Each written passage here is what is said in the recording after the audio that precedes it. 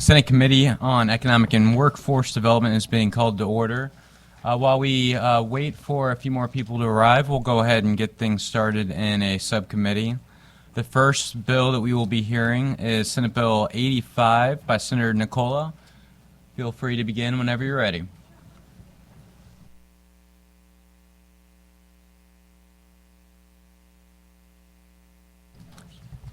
And I believe Senator Nicola is presenting on a committee sub that has been distributed to the committee members as well.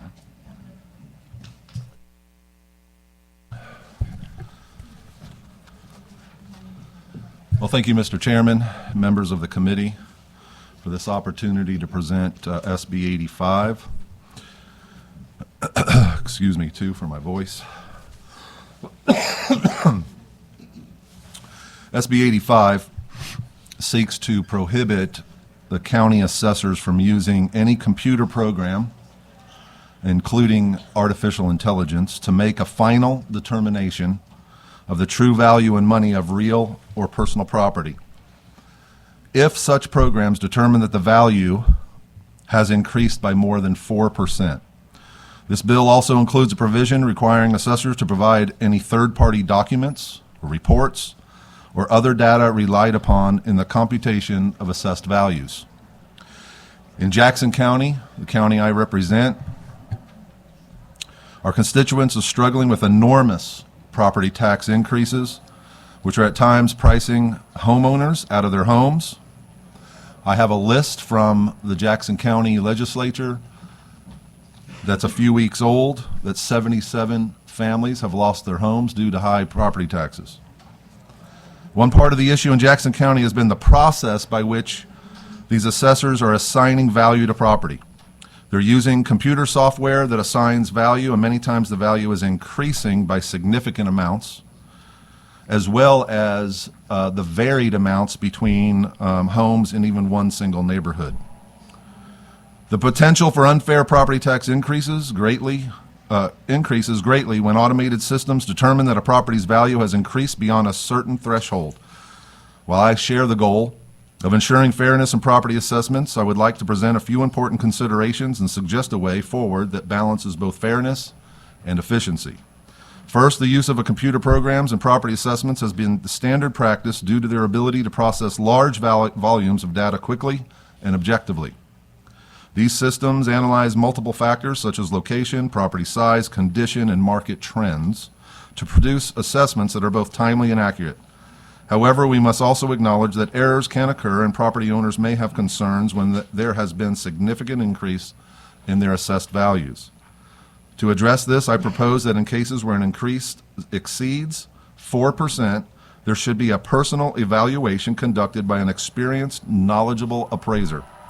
This would ensure that any assessment produced by an automated system undergoes thorough human review. A qualified appraiser could examine the underlying data, identify potential errors, and make necessary adjustments based on their expertise. This process would ensure that property owners are protected from potentially unfair increases while still utilizing the efficiencies of automated systems. The second section of this bill includes an important provision requiring assessors to provide any third-party documents, reports, or data that were relied upon in determining the assessed value. Pardon me. This is an essential measure for ensuring transparency in the assessment process. Property owners have a right to understand the basis of their assessments, and by requiring assessors to disclose the data and reports used, we can foster greater trust in the process. This provision allows property owners to better understand how their property values are derived. In conclusion, I urge the committee to consider a balanced approach that incorporates a personal evaluation by a qualified appraiser in case of significant value increases, while also ensuring that the data and third-party reports relied upon by assessors are made transparent. This will help maintain fairness in property assessments without sacrificing the efficiency and accuracy that automated systems can provide. Thank you very much for your time and consideration, and I'm happy to answer any questions that you might have. Thank you, Senator. I know you've put a great deal of thought into this bill, and it's evolved some since you initially filed it. And I appreciate your diligence in trying to put forward what would be a balanced approach that would, establish safeguards without, going far enough to the extent where it could have unintended consequences. Are Thank there you, Mr. any Chairman. questions for the senator, Senator Washington? Hi, baby senator. All right. Hello, Senator. Thank you for bringing this. I do have a couple of questions. You said that you knew about some people who lost their homes because their taxes went up. I do. I have a list here. Okay. How long did they not pay their taxes? I don't know the details. This Do you was know just- what the rule is in the state in our county before you lose you? If you own the property outright, it's 3 years. Okay, and even if you don't own it outright, it's 3 years. Mm-hmm. So that meant that they didn't pay taxes for 3 years. It doesn't go on the steps until it's a minimum of 3 years. Yeah. In our county, it's more like 5 to 10. Right. And then what AI was used, or what computer programs were used to do the evaluations? There's a system called CAMA, and they're using this computer program to assess our homes. And Is that what I don't- realtors use? I'm sorry. Do realtors use a similar type program? My wife's a realtor. She does not. Well, how does she assess the value of what she should sell her homes for? She uses appraisers, and then she uses market value and comparables for houses in the Okay. neighborhood. Are you the saying same that size. our assessor's office does not use any of those things? To some degree, that is correct. Okay. And the other thing I want to cut off is Mine they did, so that's why I'm Yeah. asking, because they did use market value, which I Yeah. would have preferred the computer program over the market value, because I live in a gentrified community. And are you aware that our county did come out and do individual inspections either by person or drones? they did some. As a matter of fact, that's what the lawsuit is about, that there's been lots of complaints and things that they did not come out. I know they didn't come to my house. Did they drone your house, though? Are you aware of whether I they don't did know. that? I haven't Okay. seen, which is another part of this bill, that we need to have access to how they've assessed our homes. Okay. And are you aware that drones are used in other counties throughout the state, especially my second home, Saline County, because it'd be very difficult to cover all of that farmland? Right, yes, I am aware. Okay. Thank you. Thank you. Senator? Good afternoon, Senator. Good afternoon. Oh, morning. Or morning, Oh, my gosh. It's been a day already. whatever time or day it is. Yeah. So, thank you for bringing this. I'm just looking at the sub, so I haven't really gotten to dive into it. But I just want to make sure I understood you correctly, that like the computer systems or utilizing computers, it's prohibited if it's greater than a 4% increase, and that a human has to do the final review if it's greater than 4%. Is that correct? That's correct. So there's no longer getting rid of like AI or other systems to help with the process, like the senator said, like maybe in rural areas, like they can use the tools if needed. Absolutely. This bill really just to limit the really high increases. 4% certainly reasonable. Okay. But if it goes over that, because they can use AI, they can use whatever system that they have. And you But just want to ensure that Exactly. we've got a human. Okay. Right. Well, I think, I'll have to look a little further, but I think I kind of like the changes in here, and certainly appreciate, this is what you've really dove into and got various ways to solve this issue, and I appreciate your creative thinking on this. So Well, thank you, Senator. I appreciate that. thank you. Any further questions for the senator?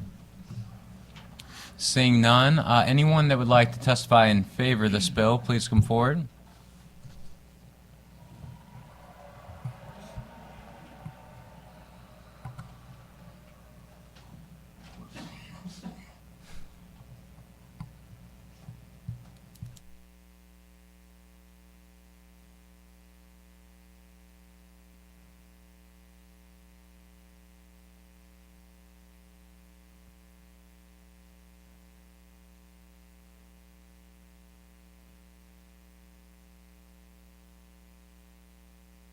Green lights? Oh, there it is.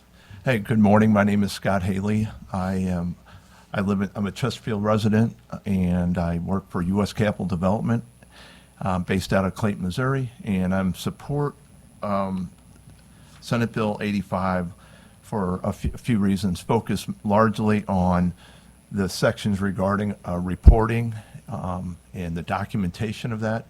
I think the importance of transparency, fairness, and making things simple when homeowners, regardless if it's a residential homeowner or a commercial owner of property, that you understand what the county's assessors are actually utilizing once they are putting together their assessed values. And a lot of it is due to the process of, utilizing third-party reports.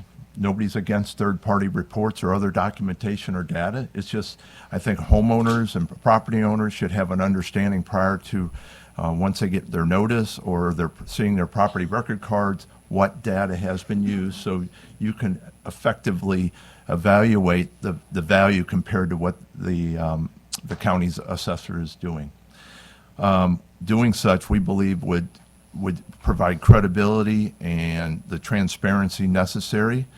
And we're just looking for fairness, and I think the language that is being proposed supports that. We're not asking them not to do their job. It's just helping this very difficult process for homeowners and property owners to be able to really understand. So if you do want to appeal or challenge, you can go to the sources that they are utilizing. So those are my comments in terms of supporting the documentation. Very simple. It's really nothing just other than letting the public know what the steps are and how they're documenting it, so we can effectively make our decisions on how we move forward. Thank you for that testimony. Do we have any questions for the witness? Seeing none, thank you very much. Please be sure to leave a witness form. Yep. Thank you, sir. Anyone else that would like to testify in favor of Senate Committee Substitute for Senate Bill 85? Anyone that would like to testify in opposition? Anyone for informational purposes only? Seeing none, Senator, do you have any closing remarks? Just want to thank the committee again. Thank you, Mr. Chairman. Appreciate it. Appreciate the opportunity.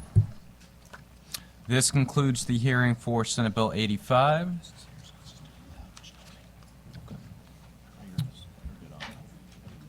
Since we now appear to have a quorum, Secretary, please call the roll so we can establish that. Senators Brown. Here. Gregory. Here. Gregory 21's here. Gregory 15. Here. Lewis. Senator Lewis. Senator Schnelting. Trent. Here. Washington. Here.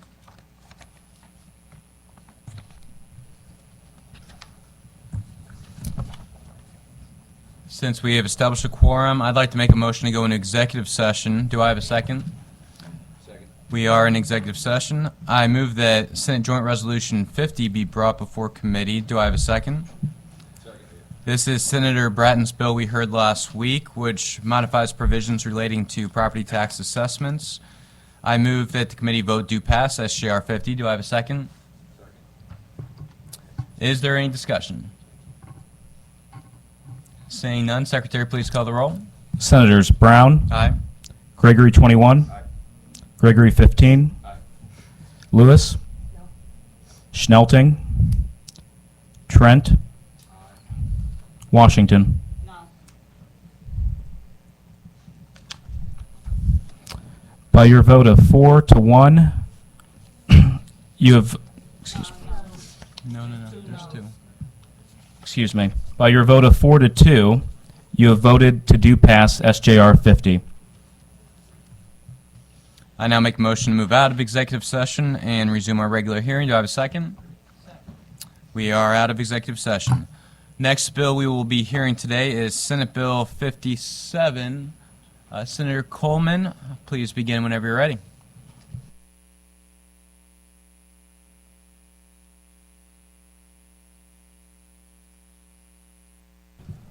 Thank you, Mr. Chairman, members of the committee. Mary Elizabeth Coleman, representing Jefferson County. and I'm here to present Senate Bill 57. This is a bill that I have been filing for literally years and years, and I'm happy to have an opportunity to have it heard today.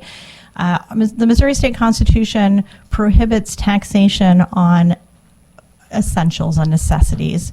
And for reasons that escape me, food has continued to be taxed at varying rates across the state, both in our municipalities and in our state sales tax, as well as some constitutionally collected taxes. So I think we've got some inconsistencies in our Constitution, but statutorily, I'd like us to fix what we can. And so what this bill does is purports to take care of the state sales tax piece, the municipal sales tax piece for food, as well as leaving in place, because we need an SJR to vote on removing the 0.25% tax that is still in existence under the Constitution. So for some dedicated funds. This also prohibits taxation as a luxury for diapers, and I need to double check and see whether my filed version includes feminine hygiene products. It looks like it does not. I just have diapers this year. When paper diapers were taxed as a luxury back in the 1960s, paper diapers were a luxury. Now, all but the crunchiest among us diaper with paper diapers, and those are an expense. And I think that as part of providing for pronatal policies so that we can grow the population of the state of Missouri, we should make being a parent as easy as possible. And I'm always in favor of cutting taxes, and so I think this is a great place to start. Thank you. Do we have any questions for the Senator? Senator Gregory? Thank you, Senator. Just doing a quick read here. It looks like you're going to phase this in over 4 years. That's right. So my intention is that local communities who heavily rely, in fact, I'm getting frustrated text messages from my own county government. They say that up to 20% of their revenue is coming from grocery sales tax items. I think you're going to hear from a number of people behind me who think this is a terrible idea. I hold a lot of minority views, so that doesn't bother me too much. I'm hopeful I can convince you all that it's the right thing to do. Allowing a phase-in will allow communities to go to a vote of their people to be able to adjust the tax rates for other items to make it net neutral. So my intention is to decrease the taxation on items that are not luxuries to be taxed as luxuries, and to decrease the taxation on items that are necessities to bring us in line with the Missouri constitutional prohibition against that. And if our local communities need to take a vote to the people to ask if they'd like to have an offset by adjusting the other sales tax rates, this would give them time to do so. Okay. And so is there a fiscal note that's been issued on this yet? You know, I haven't seen this year's fiscal notes, but I can tell you that I have seen a range of fiscal notes as I've been carrying this proposal, as low as 20 million and as high as 73 for in the past state years. Or the for local the state. effect? or all Well, of the above? fiscal notes will capture both. So we get varying level of participation from our local Yeah, communities. Of course. Okay. Okay. Thank you. Any other questions for the witness? Senator Washington? Hi, Senator. You know, I love this bill. I appreciate it. And I want to just say thank you for that, because it will, you know, in my district where I have a lot of low-income people, that'll really help them with getting their food, and as well as the diapers. I mean, we have diaper banks. That's right. To supply that. But if we do this and we eliminate income tax, where will we fund the state? Sure. So last week I think I started my presentation on the income tax, my proposal, before you were here. I think you were presenting a bill in another committee. In order to solve the problem, we have one of the most regressive sales tax, or most regressive taxation policies in the state of Missouri of almost any state in the country. We have 1,300 individual taxing entities that can collect upwards of 5 or more different taxing jurisdictions subtaxes. There's only about 20,000 tax subdivisions nationally, so Missouri represents about 1 in 5. I messed up my numbers, 2,500 and 13,000. So we have a tremendous number of different types of taxes. We are collecting a large number of taxes, and our income tax rates have not moved since the 1930s when they were set, with our top taxing level being at $9,000. So those brackets that we have for our income tax brackets caught up in 1980, where the average income level exceeded the top income tax bracket instead of the top tiers of income earners in the state. We have to bring every stakeholder to the table to talk about how we adjust our sales tax, our income tax, if we're going to address those issues, because the problem with our income tax is it's not stable. We can't fund necessities for the government based on revenues that rise and fall. You've seen the consensus numbers that the Senate and the governor and the House agreed on for our budgeting purposes. Because we those reduced our numbers income are going taxes. down. My concern is that what we have got happening is a tax base that isn't stable. And when you look at states that do not rely on income tax, they have a more stable tax base. So I agree with you that as we're looking at eliminating the income tax, all of the various exceptions to sales tax that exist, in fact, Missouri has given, we gave ourselves a sales tax exemption. The legislature, for when we're buying things for our offices, doesn't have to pay a sales tax. So there's a whole booklet of what are those exemptions that are existence in the sales tax. They're going to have to be addressed as part of a cohesive plan. So it is my hope that my bill that was rolled up with Senator Brown's bill, as well as a number of other colleagues, will be part of that conversation, and this will have to be a part of it. But I don't think it's inconsistent to say our Constitution prohibits us from taxing necessities, and we build a taxing structure that is both equitable and stable for the state. I don't believe that it is a political problem. I think it's a math problem, and I think it's something that we can solve. And we haven't taken a close look at it in many, many years, and it's time to do that again. So I hear you that you're saying, why is this one answer bill? the question, but I appreciate Well, your no, it's because if we're explanation. gonna look at how are we gonna put a taxing system in place, you're right. This one piece isn't going to survive. That wasn't my a question. version. Yeah, of my that. question was, if we do this and eliminate taxes, how will the state be funded? That was my specific question.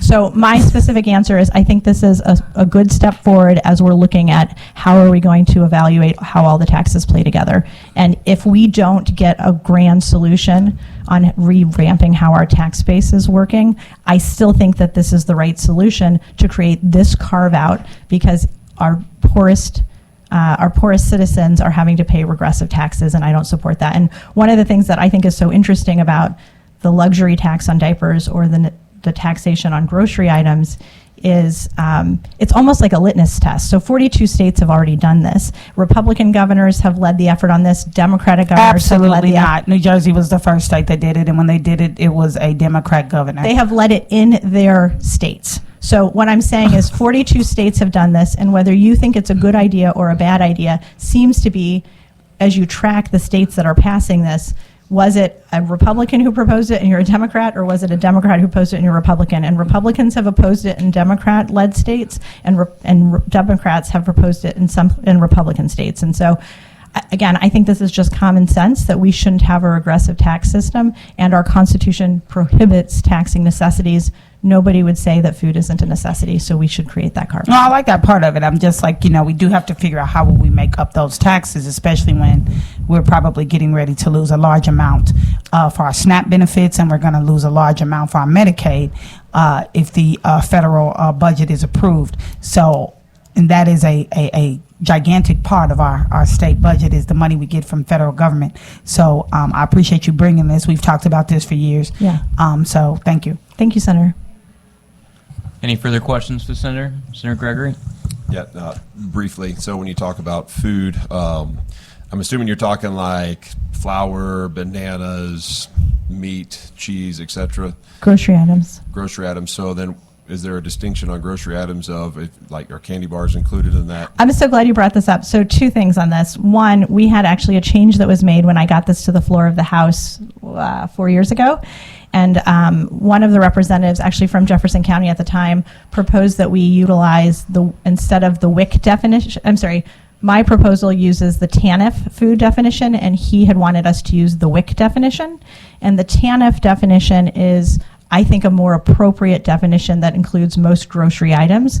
The WIC definition actually became a massive revenue generator for the state, because he would be raising taxes on all of these other items. And so whether something is included under like the food stamp program, under the TANF program, is whether it's flour.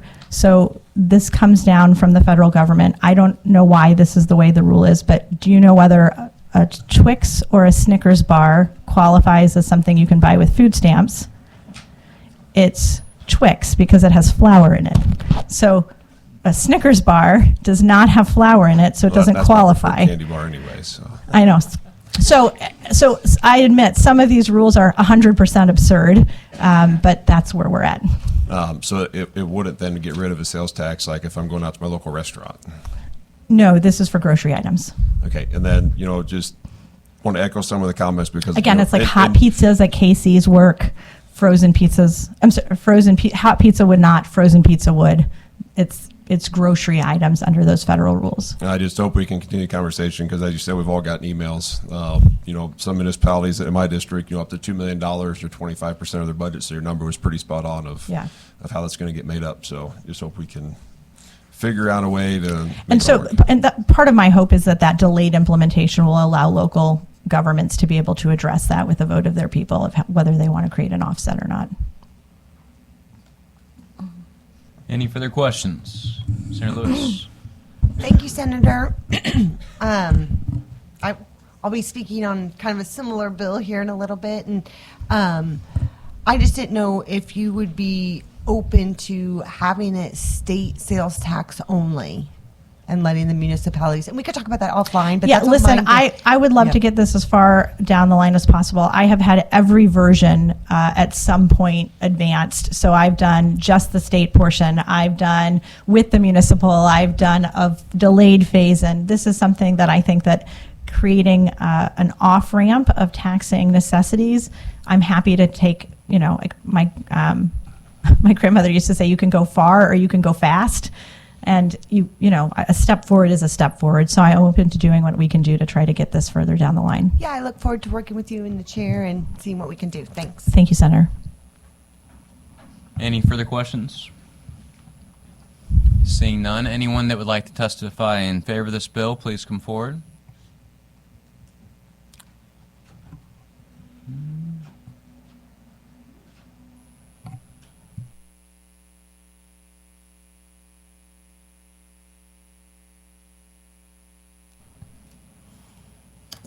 Good morning, Senators. Thank you for allowing me to speak to you today. My name is Amanda Berry. I'm a Food Security Policy Manager with the nonprofit organization Empower Missouri. I run our statewide food security coalition made up of individuals and organizations that work to ensure every Missourian has affordable access to healthy food.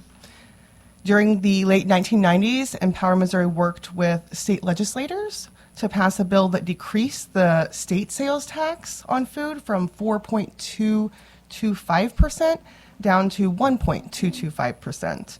And this was really significant for Missourians, especially our neighbors that have the lowest incomes, because people with lower incomes spend a disproportionate amount on sales tax for food. Households in poverty spend a larger proportion of their income on food when compared to higher income households.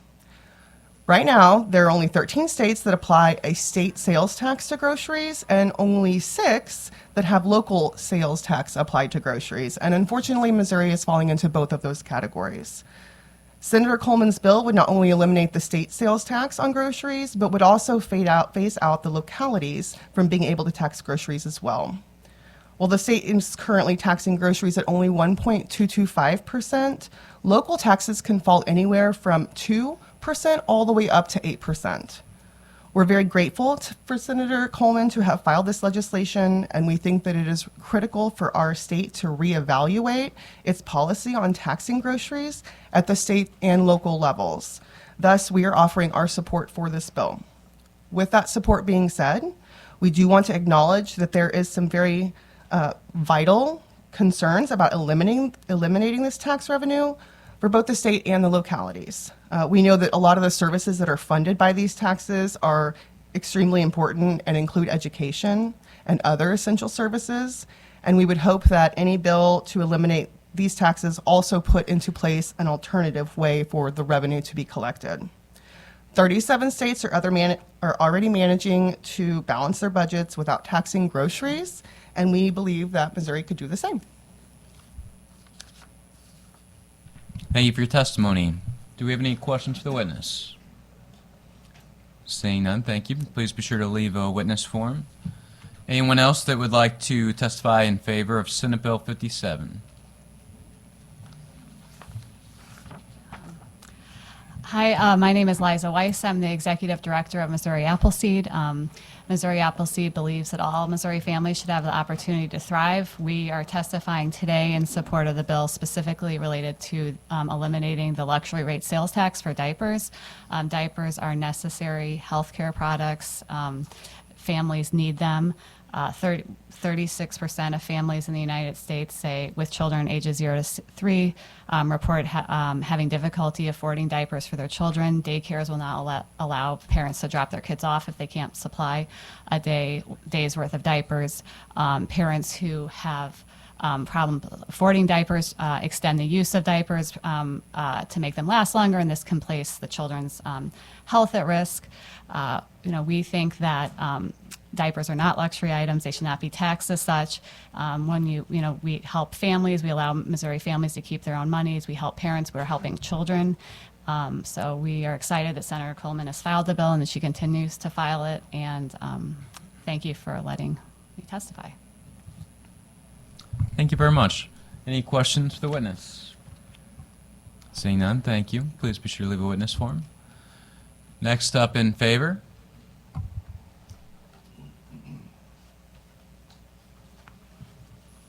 Good morning still. I'm Robin Shelp, Director of Policy and Advocacy for Kidswood, Missouri. We advocate on issues of child well-being. I want to go on record in support. I share some of the concerns that we would definitely need to offset the revenue, but I think that's been discussed well. I also want to speak to the part about diapers. This isn't just for babies. I'm going to brag for a moment. I have a son with disabilities. After 19 years of purchasing what we're defining as diapers and incontinent products in my house, January is the first month I didn't have to worry about it. So really exciting, but there are families that worry about it forever. And so this impacts those families and in nursing homes, that kind of thing too.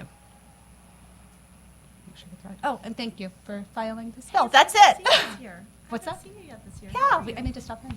Thank you very much. Any questions for the witness? Seeing none, thank you for your testimony. Next up in favor.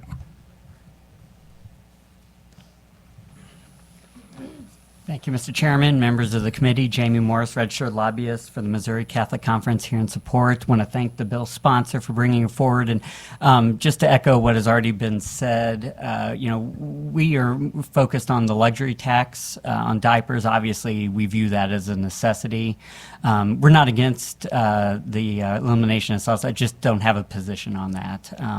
And so, although from a personal standpoint, and don't tell the bishops, as someone who not only has one in diapers, but has a 16-year-old boy in the house who I think conservatively consumes about 20,000 calories a day, it feels like sometimes.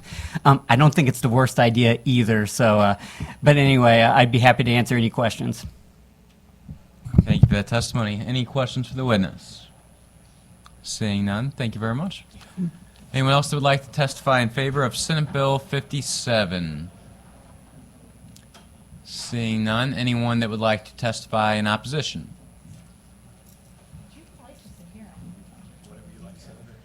If that's okay. Thank you. I appreciate it.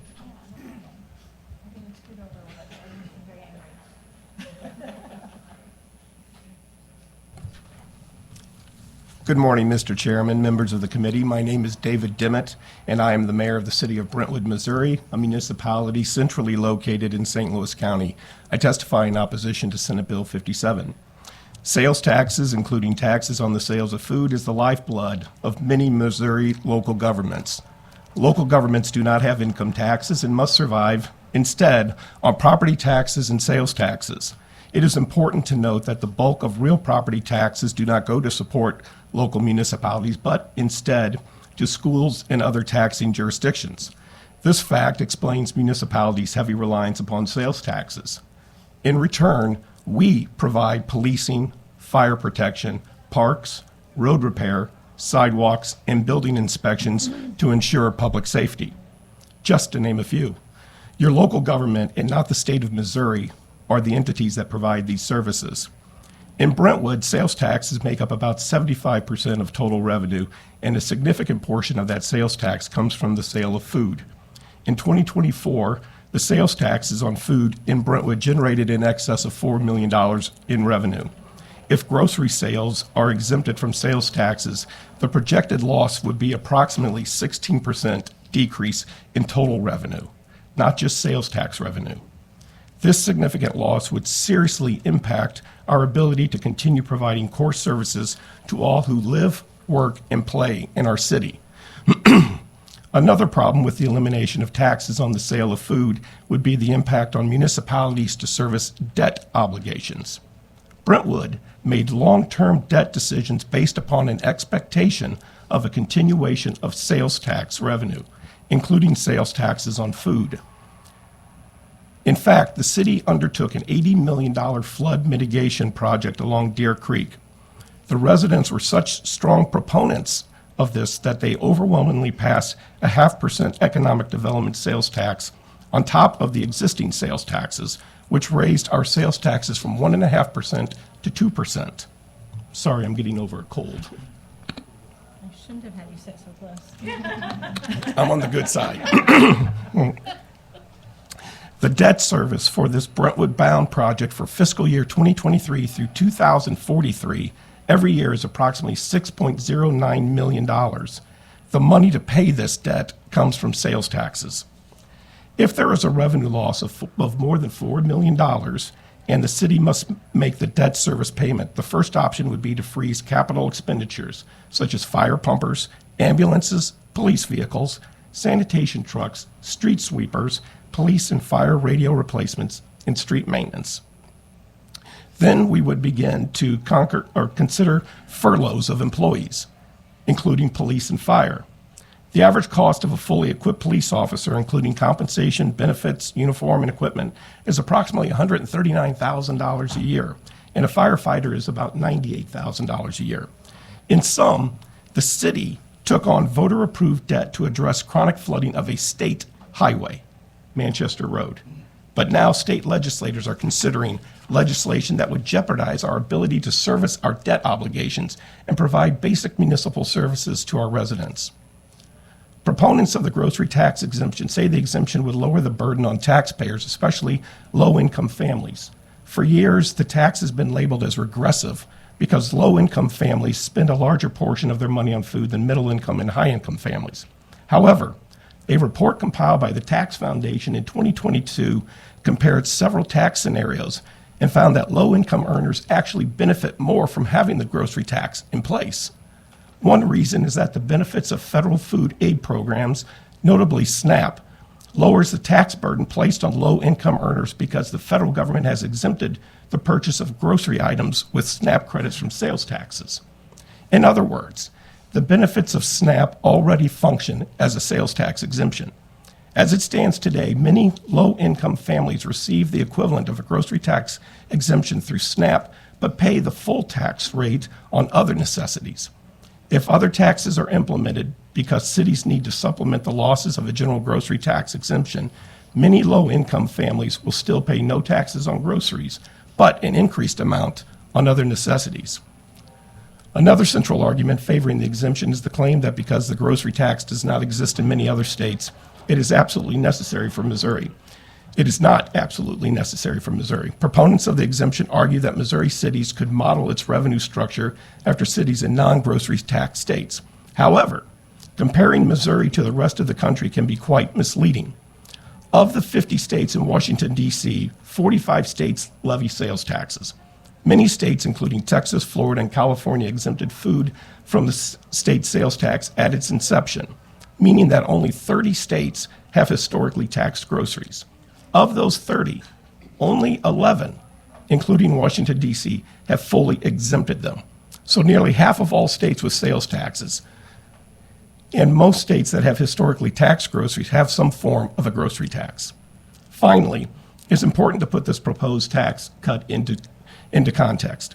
The sales tax on groceries in Brentwood is about 6.5%. So a family of four, which spends $1,000 a month on groceries, stands to save $65 a month. Many households do not spend anywhere near $1,000 on groceries, so the savings is substantially less. However, the hit to the municipality's ability to provide the services is still the same. I have monthly coffees with the mayor. I have one tomorrow. And most of the attendees are elderly on fixed income. To a person, they say they'd rather pay the $20 or $30 in savings and have an ambulance or fire truck or police respond quickly, if needed. Some advocates of the proposed exemption, as well as a significant number of other bills seeking to eliminate local taxes, observe that the local government revenues are record-breaking.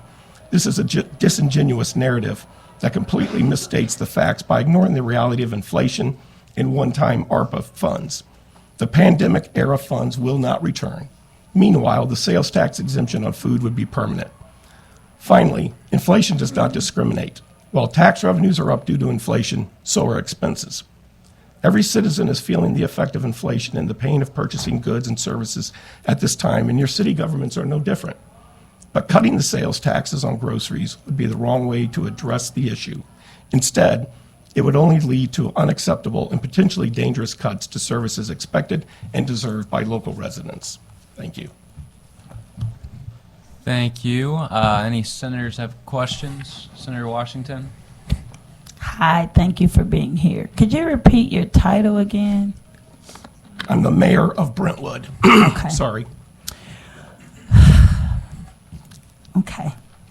That's in St. Louis County. I'm from Jackson County. So Sure. it's in what we call the West County area. The better part of Missouri. Yeah. I'm going to get to that. But can you first explain to me how the tax is better for low-income people? Certainly, Senator. While I'm no expert on it, that comes from a study that was titled "Why Are Grocery Tax, Foods?"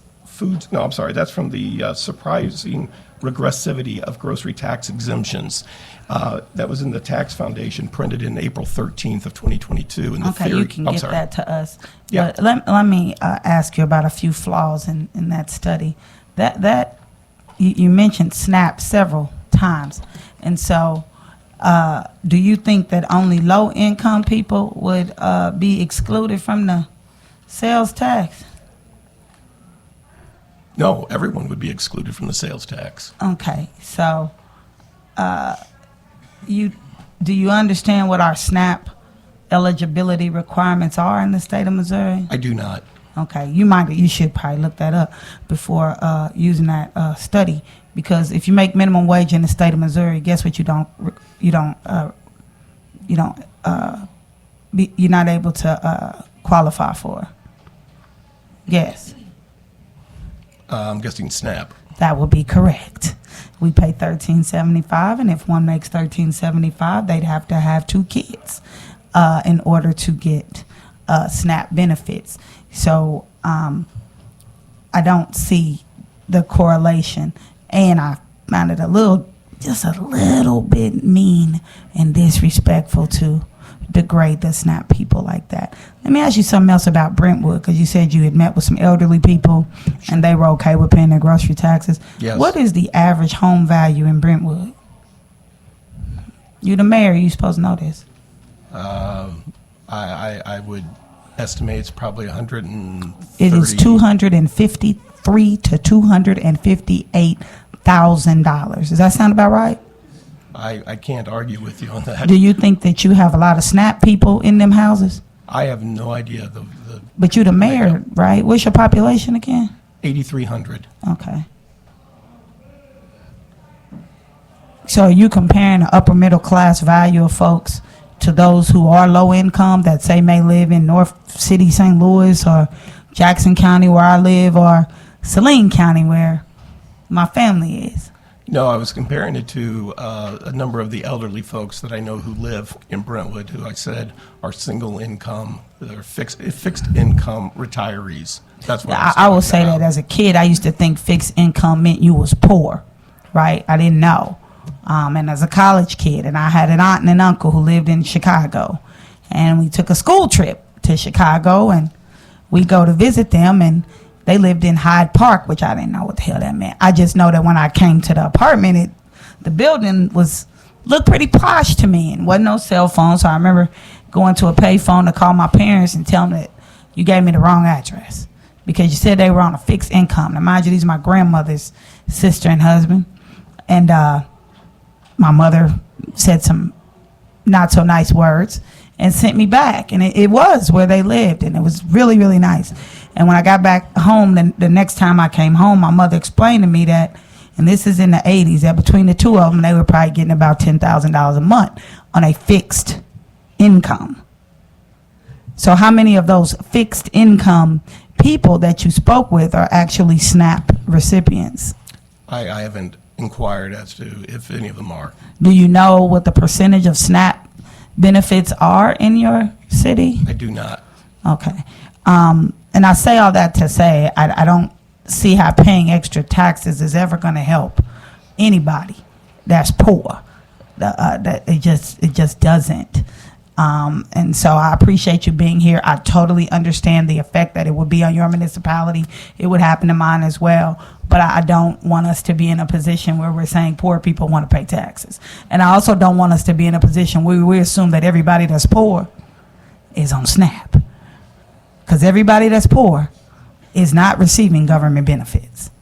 Thank you. Any further questions for the witness? Seeing none, thank you very much for your testimony. Please be sure to leave a witness form. At this point, since we do have two other bills to hear following this, and we're running short on time due to the state of the judiciary, we're going to try to limit testimony to 2 minutes and under. So if you could please just come up and try to keep it as brief as possible.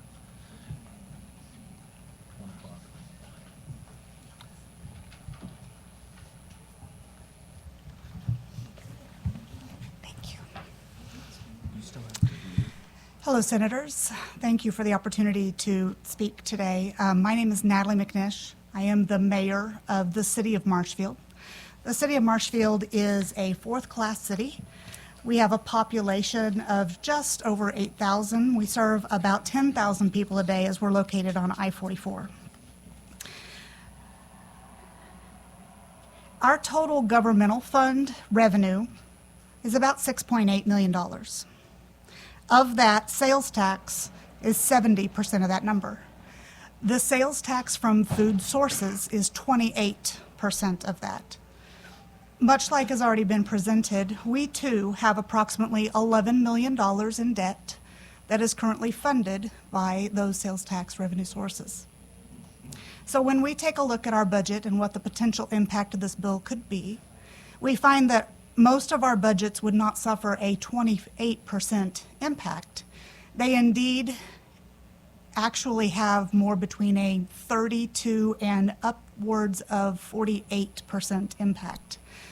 All of that will have to come out of operating funds, which means we are going to have to pick and choose what additional services we are able to provide and how we move forward from there. We have gone through just a trial run to see what those would be. I'm happy to give you that information if you are interested. But in all, we do understand the objective of what this bill's trying to accomplish. And while we do not agree that this is the exact course of action, and we do believe that this would very negatively impact our operations, we also are looking forward to being partners with the team and helping forge something that is better for everybody in the state of Missouri. Thank you very much for your testimony. Do we have any questions for the witness? Oh, I'm sorry. Could you also please repeat your name for the record? Natalie McNish. Thank you. Absolutely. Senator? Hi, Mayor. Thank you for coming. I just have a real quick question about the numbers. Yes. You said that your sales tax is about 70% of your total budget? Correct. Your total income? For governmental funds only, yes. Okay. And then the food is about 28% of the 70%? Correct. Okay. So that's about 19% of your total governmental funds? I apologize. Yes. Okay. Because I thought you said something like 40-something, and that Once we those take numbers off- threw me out. I don't remember I algebra apologize. real good, but I can still multiply and divide. Yeah, So. after we take out the debt payments and then recalculate, the operating budgets will take a larger hit. Okay. Thank you so much. Absolutely. Any further questions? Seeing none, thank you very much for your testimony. Please be sure to leave a witness form. How many more are testifying on this particular bill? Okay, there's quite a bit of people. We might have to try to keep it like within closer to a minute. Just come in and make your case, and especially if someone has said something similar to what you've said before. Next up.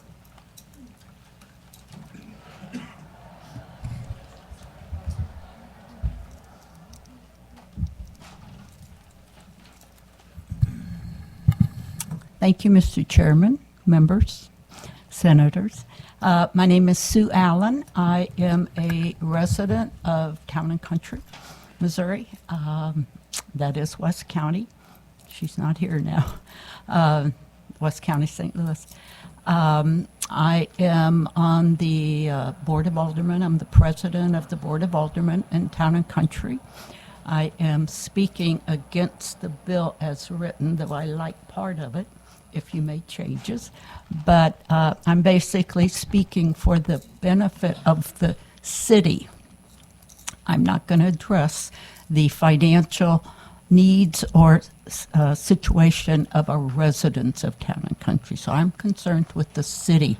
I have chaired our Ways and Means for 7 years.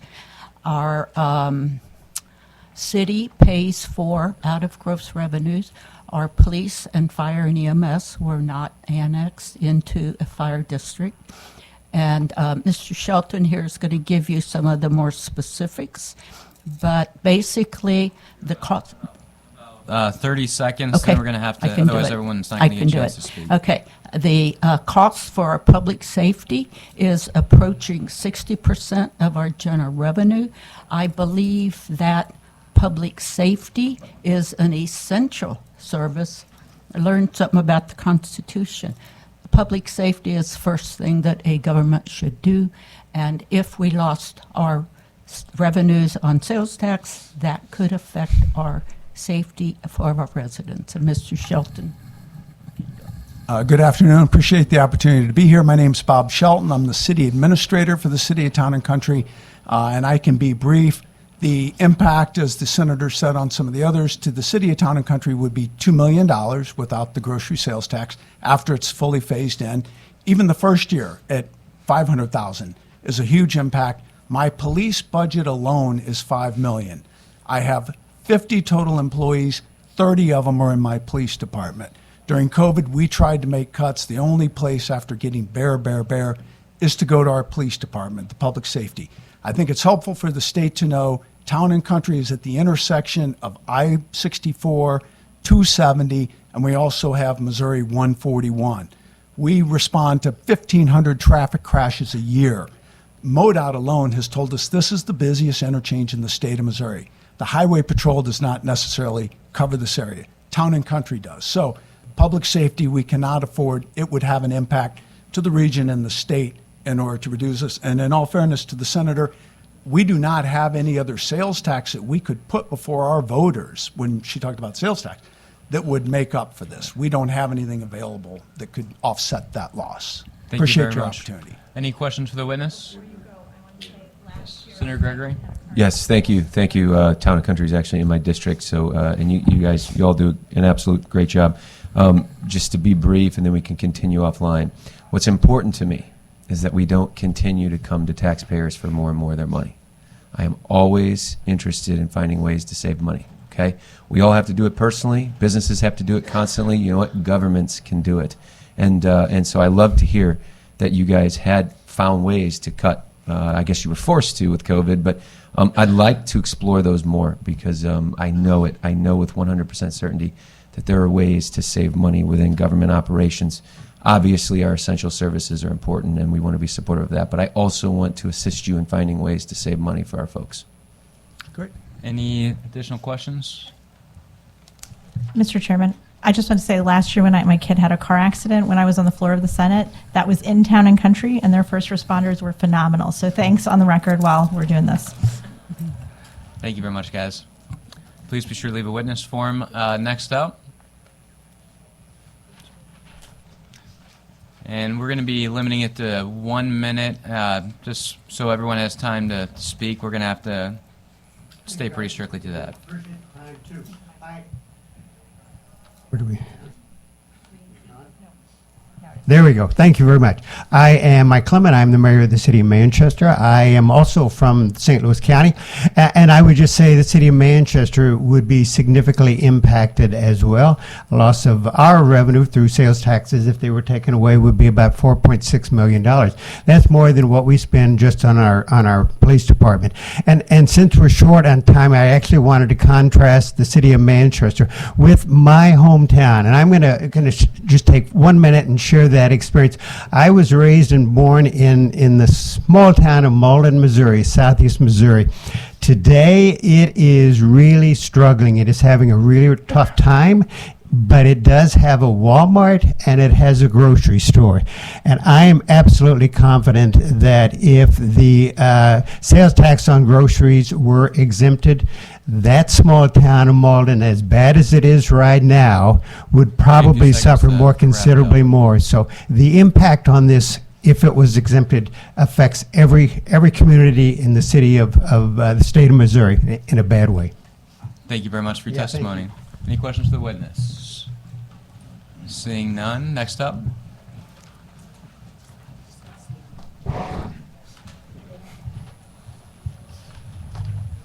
Trying to create a little more room for people to get in and out. Hi, everybody. My name is Joe Farmer. I'm the Mayor Pro Tem for the City of Wildwood, also in St. Louis County. If you're not familiar with Wildwood, it's what happens when people want to live in the country but still be 10 minutes from Target. So we don't have a business base. We don't have any kind of taxes, really. We're a pool tax city. And as everybody said, it would impact us negatively to lose this amount of money. But I think more importantly, this is about unintended consequences. If you take this tax away, which I'm, by the way, in favor of cutting taxes and not taxing diapers and things, but that money is just going to come from a different place. The city will have to raise their taxes. It's going to have to come somewhere. Wildwood has 29 employees. We're the fourth largest city in area in the state, and we have 35,000 people, and we do it on about $14 million. We are about as lean as it can get. So the only place we could cut is from public safety or infrastructure, both of which are literally the only two things our residents ask us to do. So I would just encourage you guys to work on this bill. It's not to say it's a bad bill necessarily, but I do think it needs some considerable effort to figure out how we don't just move this to a different entity, pass the bill on to somebody else. Thanks a lot. Thank you for your testimony. Do we have any questions for the witness? Saying none. Anyone else that would like to testify on Senate Bill 57?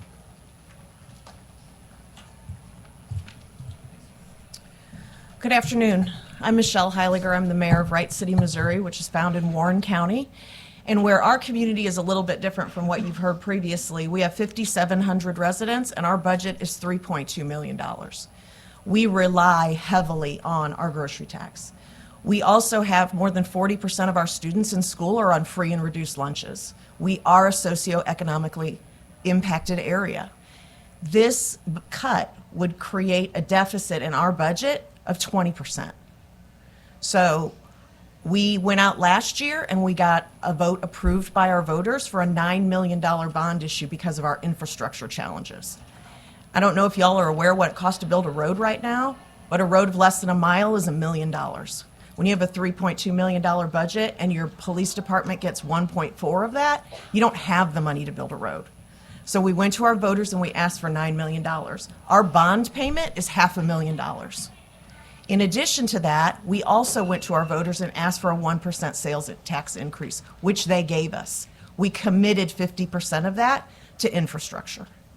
So as much as I share your opinion that we can just go back to the voters and ask them for more money, it's not that easy, right? Because if you roll this back and we go back and ask for more money, what the voters understand is now we're misappropriating money or misusing it. They don't understand that we have less of it.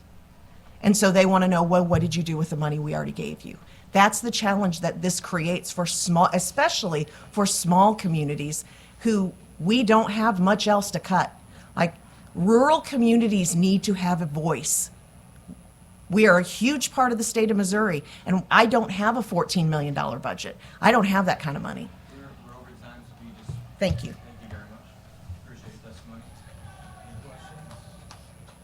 Next up in opposition. Hello, Senators. Thank you for having us here today. My My name is Mike Romerman. I'm the mayor of Ellisville. I also serve on the board for the Missouri Municipal League, the St. Louis Metropolitan Municipal League, and I'm the past president of the Missouri Mayors. I am completely supportive of trying to save Missourians taxes. This particular cut, it'd be impossible to tell how many non-Missourians would benefit. That's why I like the approach of going towards the income tax reduction. It works in a lot of other states, and I like that you guys are looking at other states that are doing this successful. Everybody's testified how much of their revenue is dependent on groceries. And in Ellisville, it's probably a smaller percent than a lot, so I'm not here speaking as much for myself as for my fellow Missourians, elected officials across the state, who would be devastated. This would absolutely bankrupt some cities around this state. And for all of our cities, our number one expense is police, and next up is typically streets. And I mean, this would absolutely be defunding the police at some level, no matter how you slice it. Last but not least, I understand that food is essential and diapers are essential, but name brand products aren't. I don't know if there'd be a way to pair this off and make it generic only. That'd be a lot less impact. So if you feel like you have to do something, dig deep into it and pick it apart and make sure that you're not going to put anybody out of business or defund the police. Thank you. Thank you very much for your testimony. Any questions? Next up in opposition.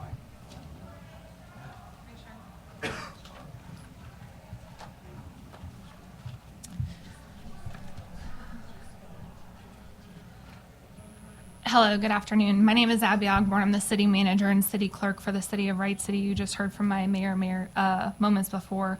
I also serve on our board of our area chamber of commerce, the Warren County Economic Development Council, as well as I serve for the Warren County Extension Council through Mizzou. I just wanted to highlight a couple things that have not been talked about so far today. Stats specifically for our city. In 2024, we finally just hit $1 million in sales tax, and we're estimating that $300,000 of that would go away with the grocery sales tax, as we rely on a Dollar General Market and 3 gas stations for sales tax. My bond payment alone this year is $546,000. We would operate in a deficit. We have held our department heads accountable in order to stay within their budgets and not over spend. And last year, after we approved budgets, we went back through and cut 15% from every operating department. And we can say for the first time in 5 years, we operated in a surplus last year. Thank you. Do we have any questions for the witness? Seeing none. Next up. Oh.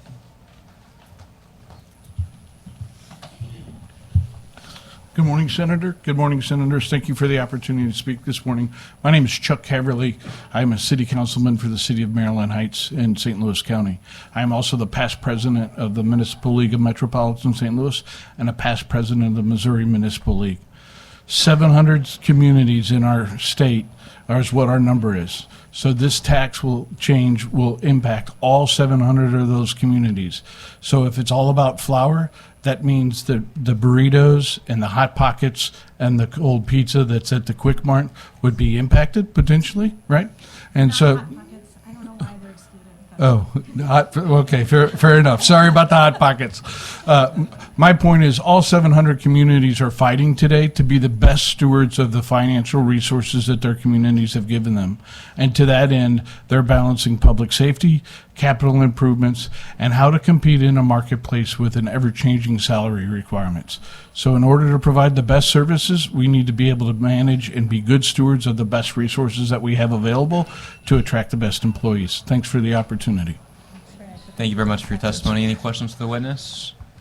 Seeing none, thank you. Please be sure to the witness forum. Next up in opposition. Senators David Clarich on behalf of the city of Eureka, just expressing its concerns. Thank you very much, Senator. Appreciate that very quick testimony. Next up in opposition. Senator, committee members, my name is Pat Kelly. I'm the Executive Director of Municipal League Metro St. Louis. I will be brief. I just want to make one point about municipal budgets. Municipalities across the state of Missouri operate on a balanced budget. They don't have a lot of excess funds. Being a service industry, the services that they provide to their residents, 70 to 80% of most municipal budgets go directly to salaries to pay for those employees that are providing those services. I will leave this report, one that the Senator asked earlier about the cost. This is a report by the Department of Revenue. It lists all the cities, counties, and taxing districts that collect the sales tax that was spent on groceries last year. The number here is just over $1 billion. That includes $200 million that was generated by the state. So I will leave this for the record, and we do believe that this is not correct. We noticed that some of the cities were left out. 2 years ago, the fiscal note was $1.3 billion. Thank you, Senator. Thank you very much for that testimony. Any questions for the witness? Seeing none. How many are remaining to testify on this bill? Okay. Thank you, Mr. Chairman. Mark Rhodes. I appear on behalf of a coalition in St. Louis County, Richmond Heights, Maplewood, Olivet, and Clayton. You've heard the arguments. We are opposed to the exemption on food. I have numbers as well that I'll supply to the committee. Thank you very much. Any questions for the witness? Seeing none, next up in opposition.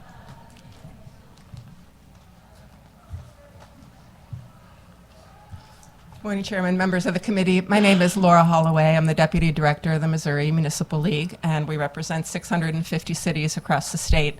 You've heard testimony from many of our members today. I really just want to point out how this is amplified across the state. We did run a survey of our members last year. They came back saying yes, this would be about 25% of their budget, and in many cases, a larger impact on smaller communities. We heard from one this week that said they would absolutely be shutting their doors if it was, to go through. Nobody enjoys taxes, but these are funding critical services. If we are going to erode those taxes, then we're going to have to look at another way to do it, or we're going to have to cut services. And that's where we stand. So I'm happy to take any questions. Thank you for your testimony. Any questions for the witness? Seeing none, thank you. Please be sure to leave a witness form. Next up.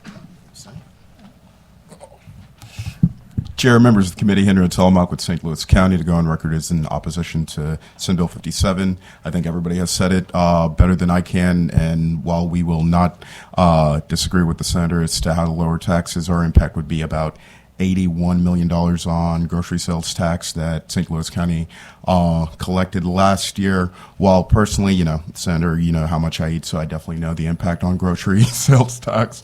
The impact to the county would be up to about $81 million, so that is our concern right now. Thank you for your testimony. Any questions for the witness? Seeing none. Next up. Thank you very much. Shannon Hawk. I'm here today on behalf of the Missouri Association of County Auditors and also Joe Gildahouse with the County Commissioners Association of Missouri posted online testimony. They are in a training at the lake, so unfortunately he couldn't be here. But just wanted to say I was really glad to hear that some folks did say, it's not that we're necessarily completely against what we're doing here, but what we're doing is we're in a much bigger tax policy discussion right now when we look at sales tax exemptions, sales tax as a whole, income tax, corporate tax, personal property tax, real estate tax. We're talking about all kinds of different things. So let's just maybe potentially try to get some folks together and have a broader tax policy conversation where we can all work together and hopefully come up with some solutions. Thank you very much for your testimony. Any questions for the witness? Seeing none. Anyone else that would like to testify in opposition? Seeing none. Anyone for informational purposes only? Seeing none. Senator, any closing remarks?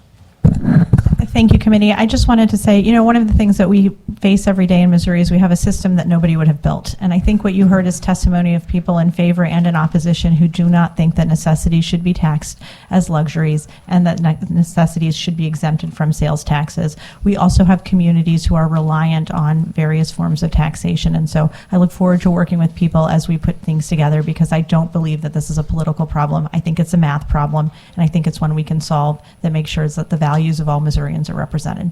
Thank you. Thank you, Senator. This concludes the hearing for Senate Bill 57. Next up, we will be hearing Senate Bill 95. Senator Lewis, feel free to begin when you're ready.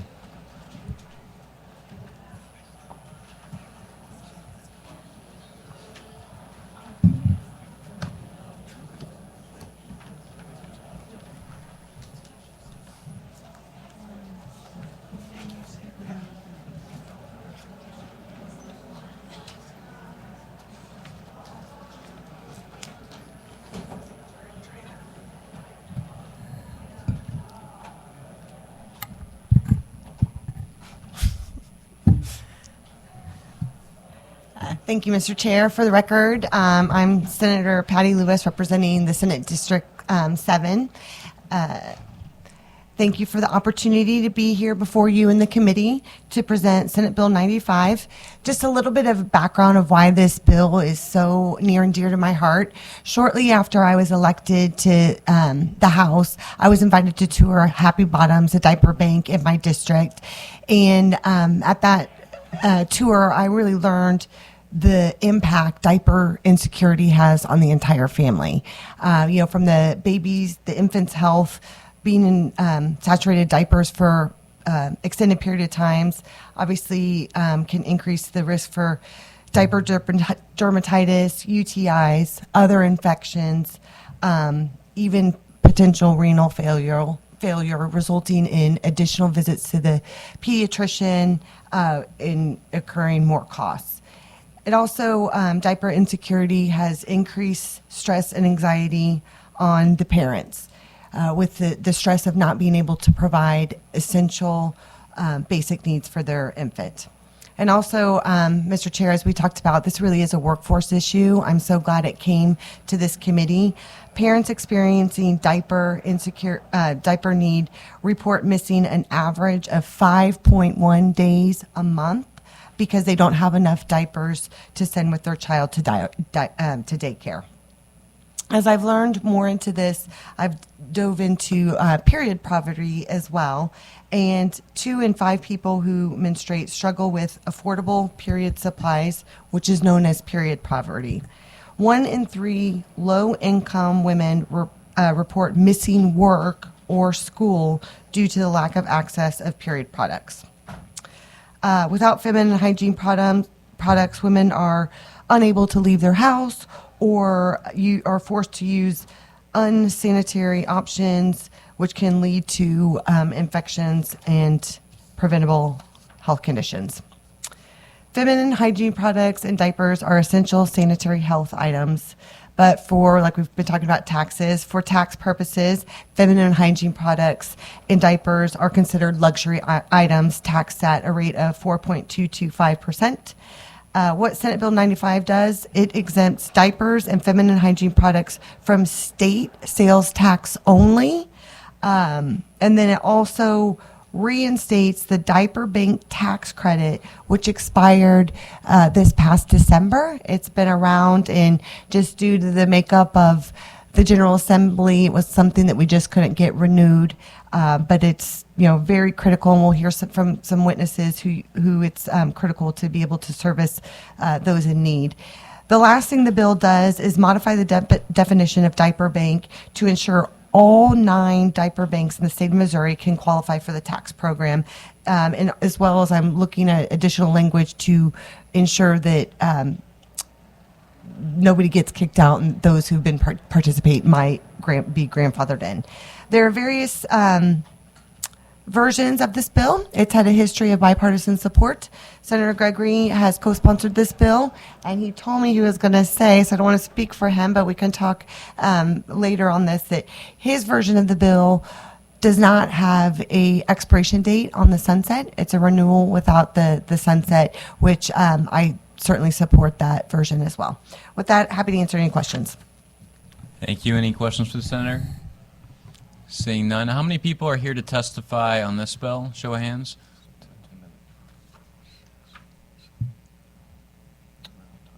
Oh, we're going to have to limit testimony. I apologize to 30 seconds because we do have one more bill and we are quickly running out of time. So if you could come up and just please try to be as brief as possible.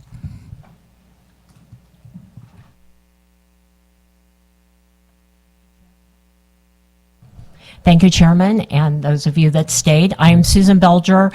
I am the co-executive director at Happy Bottoms, and what we are really wanting to support is losing our diaper bank tax credits will cripple Missouri diaper banks. There are 9 of us in the state of Missouri, and it will negatively impact the Missouri children.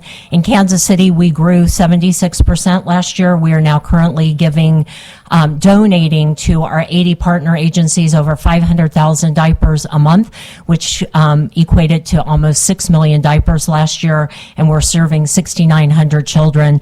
This tax credit allows us to raise money to be able to buy those diapers to give to those families. Thank you very much. Any questions for the witness? Seeing none, thank you very much. Next up, they would like to testify in favor. Please come forward.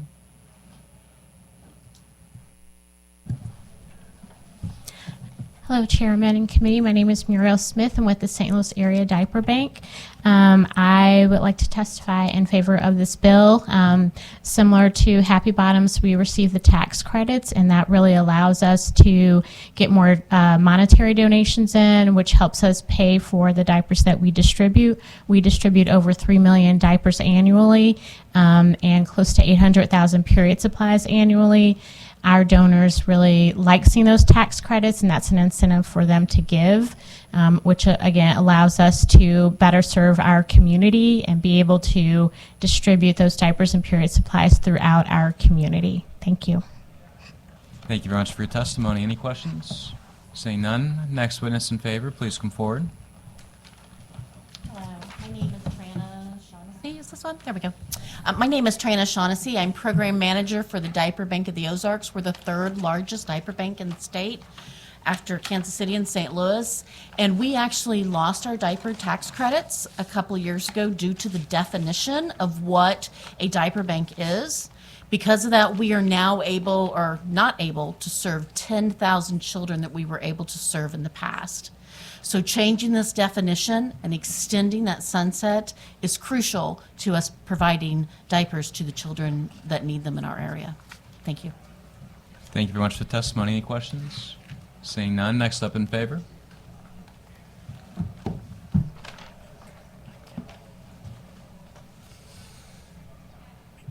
Okay. Good evening. My name is John Fisher. I represent the Southeast Diaper Bank, where we work to provide diapers to families that are experiencing diaper needs. The proposed diaper tax credits would have a significant impact on our ability to serve families in crisis. By encouraging more donations, the initiative would help ensure a steady supply of diapers, allowing us to reach more parents who are forced to make an impossible choice between diapers and other basic necessities in their day-to-day lives. Thank you very much for your testimony. Any questions? Seeing none, thank you. Please be sure to leave a witness form. Next up in favor. Hi, my name is Christine Moser. I'm a 3rd-year law student at St. Louis University, and I'm interning with Missouri Appleseed. We believe that diapers and feminine hygiene products are necessary healthcare products and not luxuries, and should be taxed as such. Thank you, Senators, for allowing Missouri Appleseed to testify on this bill. Thank you very much for testifying. Next up in favor. Thank you, Mr. Chairman, members of the committee. David Jackson on behalf of the American College of Obstetricians and Gynecologists, as well as Jefferson City Medical Group. You know, when I got married, I was terrified of buying feminine hygiene products at the store, and now I've come a long way. I'm testifying on them. But we appreciate the Senator's sponsorship on this and her dedication to this issue. I think the beauty of this chamber is that you can, you know, one day be on opposite sides and the other side team up on something that is important that you have a shared passion for. But from a medical perspective, it's just sad and tragic, right? Whenever you have kids that come into the ER or women, and it's not a matter of neglect, it's a matter of financial ability to afford these products and, you know, the diaper rashes and other infections it can cause. So I want to go on record in support. Thank you for your testimony. Any questions? Seeing none. Next up in favor.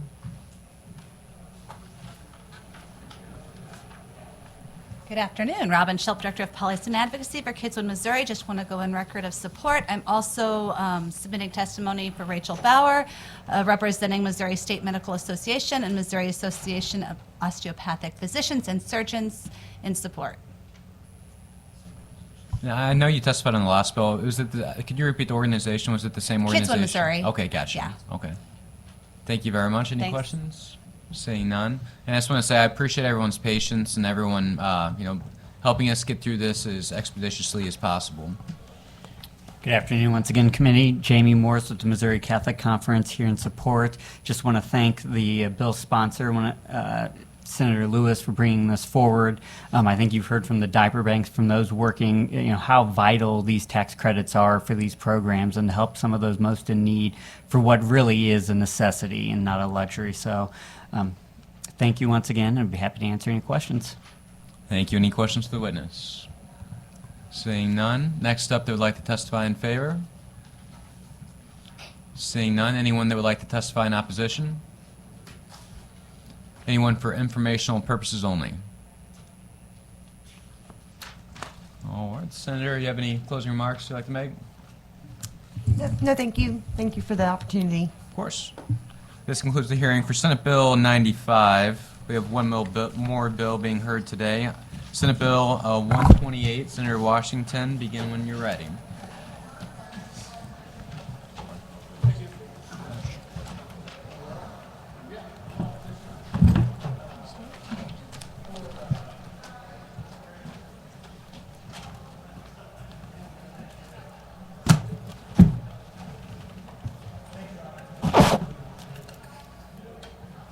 Thank you, Mr. Chair and committee, I guess.